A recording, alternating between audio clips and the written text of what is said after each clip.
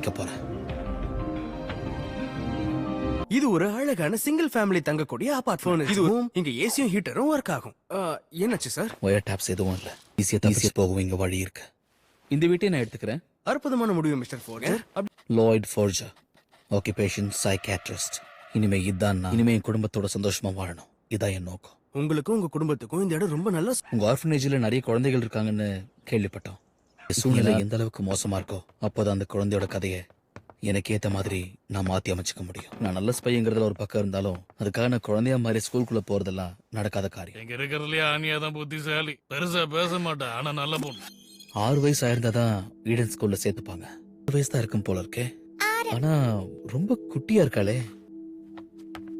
Down வந்து homeostasis, 1 across வந்து casual, கீழே வந்து சிம்ப்ளெக்டோமார்பிசம். இவ்வளவு புத்திசாலியா இருந்தா என்ட்ரன்ஸ் எக்ஸாம்ல நிச்சயமா இந்த குழந்தை பிச்சு புதையிடுவா. உனக்கு என் கூட வரதுக்கு விருப்பம் இருக்கா?